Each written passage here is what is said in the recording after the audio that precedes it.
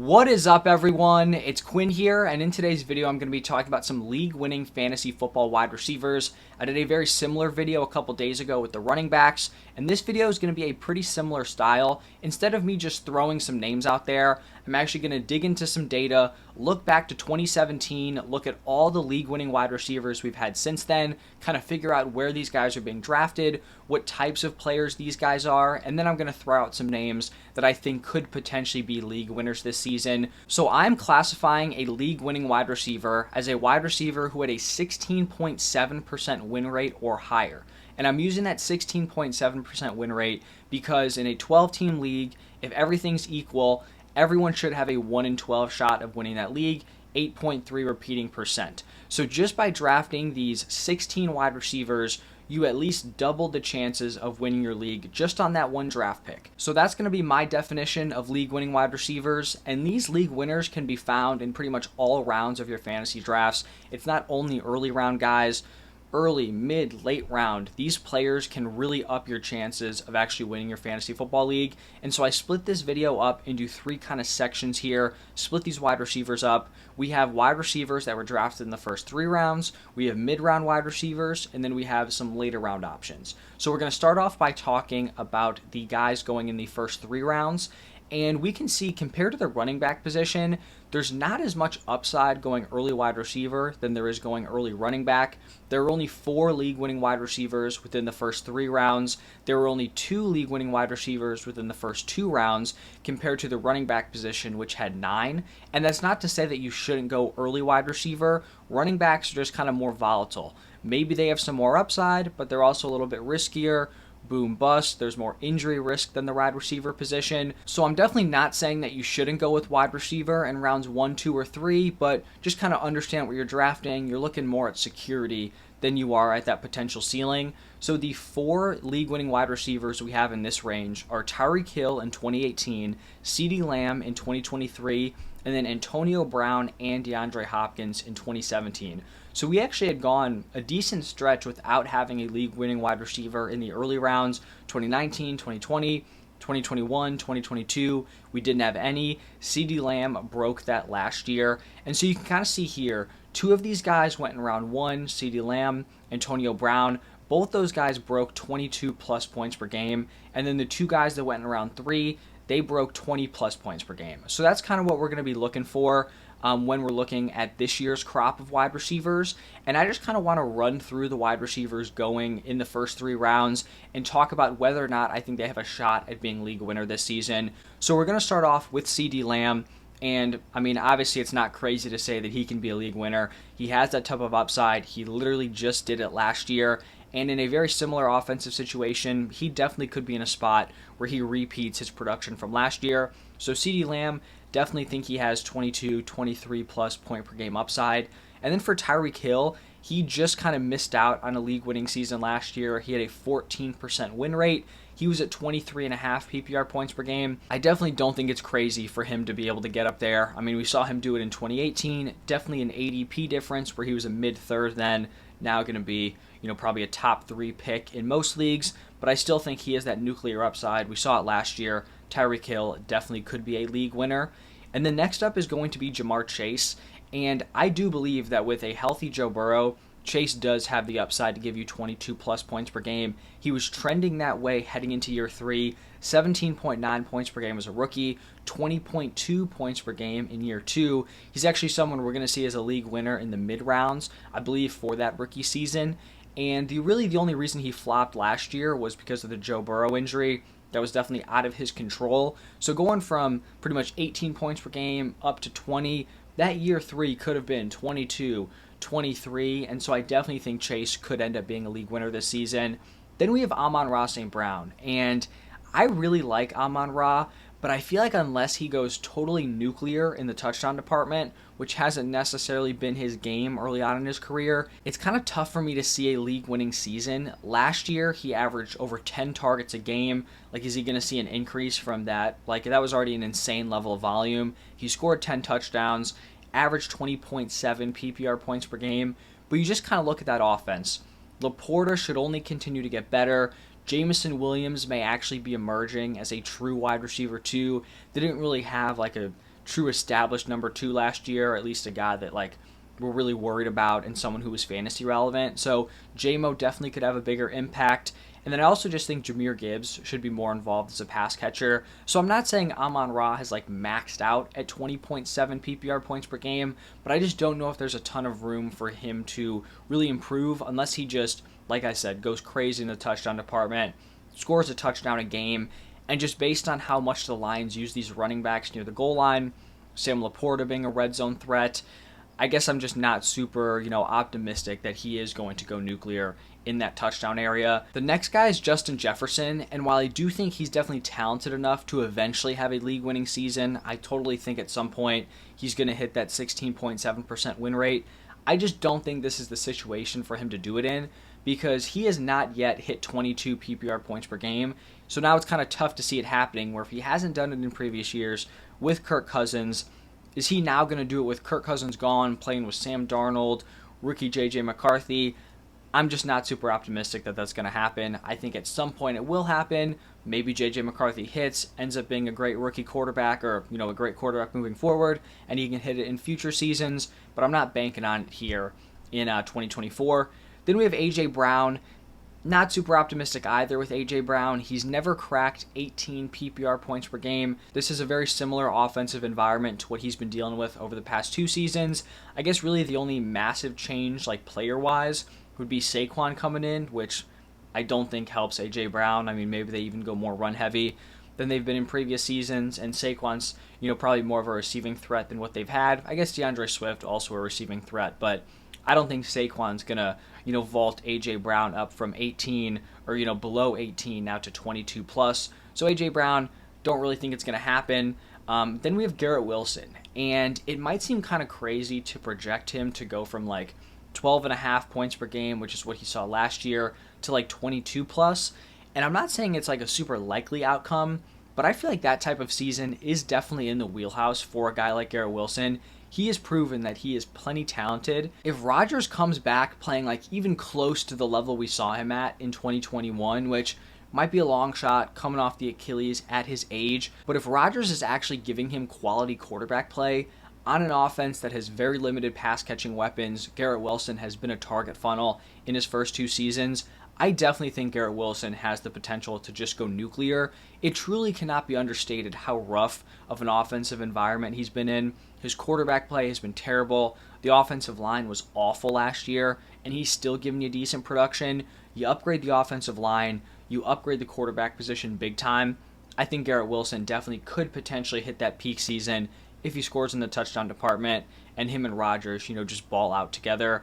And then I guess the final wide receiver that's kind of in this like established top 8 would be Puka Nacua. He's coming off a great rookie season, 17.6 points per game. It is kind of tough for me to see a 3+ point per game increase with Kupp heading into the season healthy, right? Puka definitely benefited from Kupp being injured to start off the season and then, kind of banged up even when he was in there playing. So even though I like Puka, I have him as a top 8 wide receiver. I think I might even have him ranked ahead of A.J. Brown. I just don't know if he's going to be able to jump to like, 21, 22 points per game, especially with Cooper Kupp there. I just don't know if that's really in the cards. Now, with that being said, he did kind of underwhelm the touchdown department, only 6 touchdowns, so maybe he hits big time with the touchdowns, but I don't know playing alongside Cooper Kupp if now that touchdown number is going to, be 15, 16 or something to actually like vault him up there. Now looking outside the top 8, I kind of mentioned that was like the consensus top 8. Most platforms, those guys are locked in, and then it kind of just like devolves to a very large tier of like back end wide receiver 1s through like wide receiver 2s. And outside of that top 8, I don't think there are a ton of guys here, going through the 3rd round that have a great shot of being league winners. Starting off with Marvin Harrison Jr., I mean, he would pretty much have to like replicate OBJ's rookie season, who I think did it in like 12 games, but was averaging an insane point per game number. He would have to do that over a full season. I mean, like, he's a great prospect. Could he go out there, deliver the best rookie season of all time? I guess.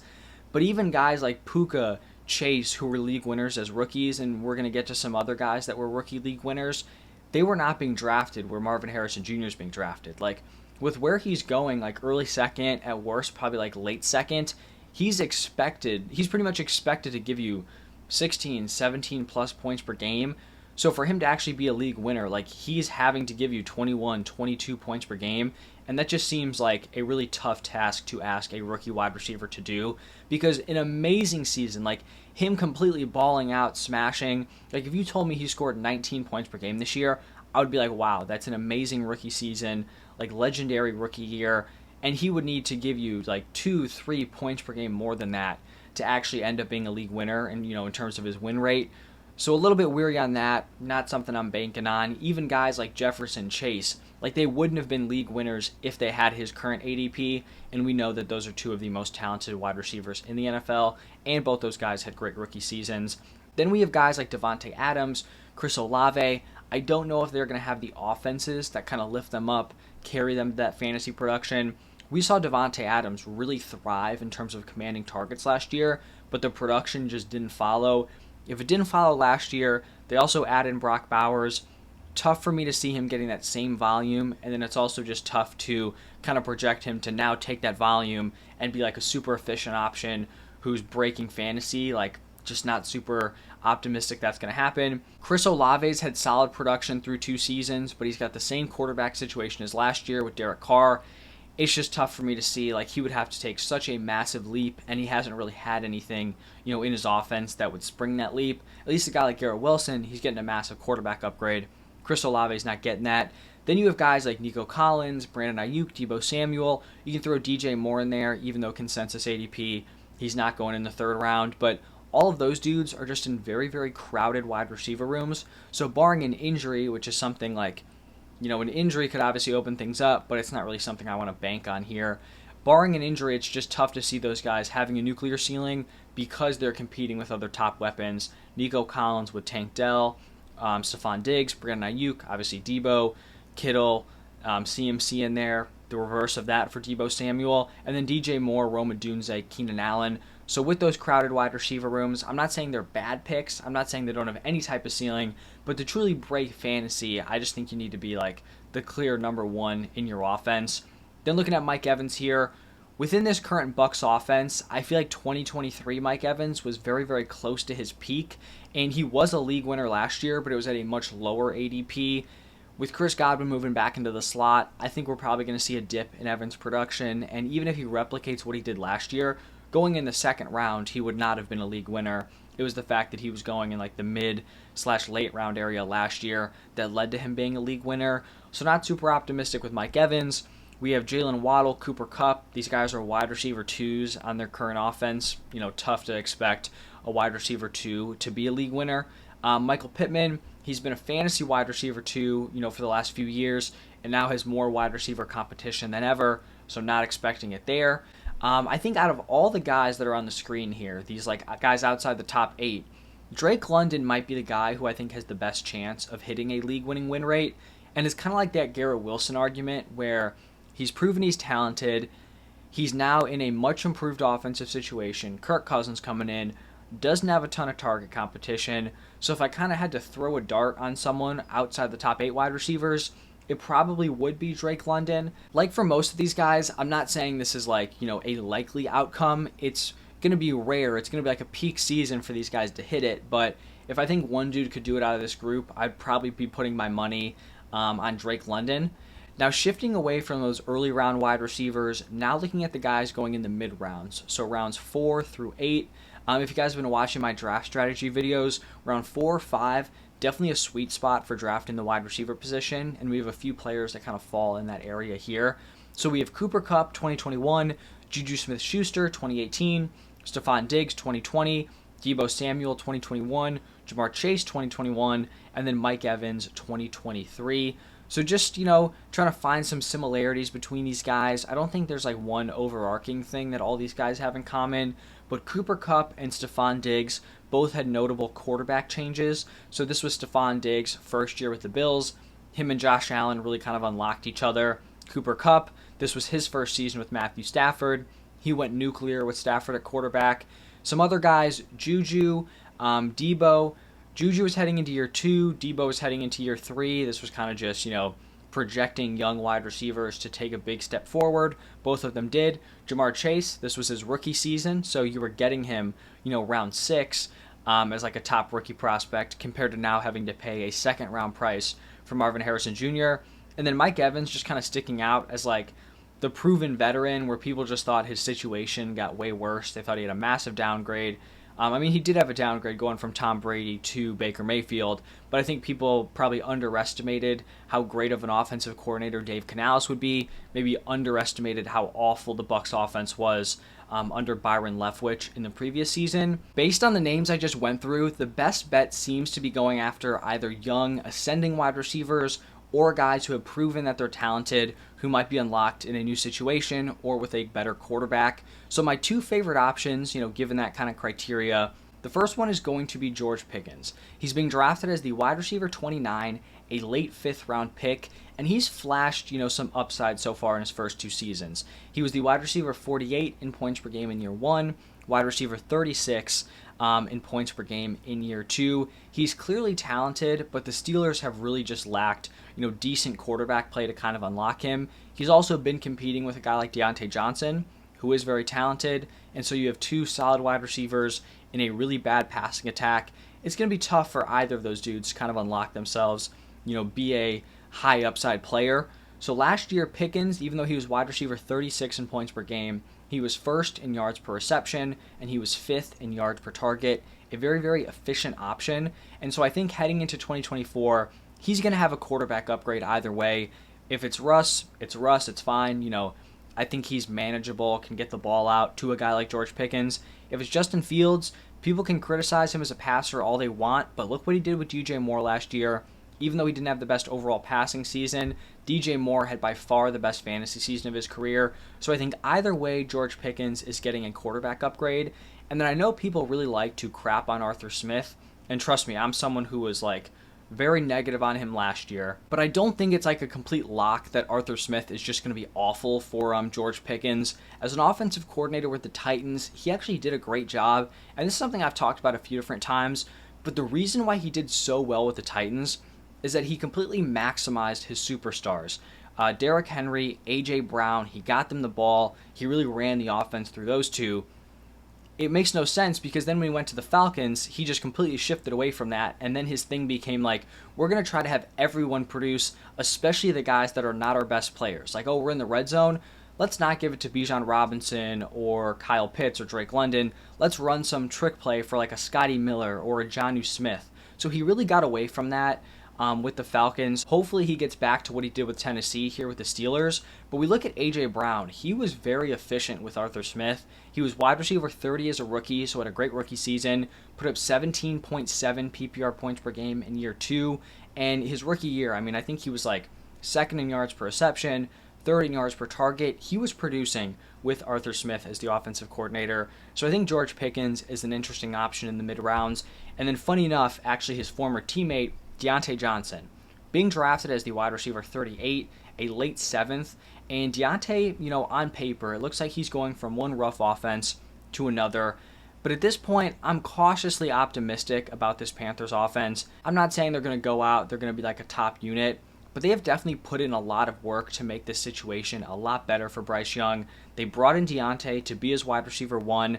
Based on what we're hearing, from the coaching staff, it seems like Deontay is going to be that guy. They want to run this offense through Deontay Johnson. They brought in Dave Canales, who I mentioned earlier was very successful with the Bucs last year. No one thought this Bucs offense would be doing anything, and you had Mike Evans giving you a wide receiver 1 fantasy production.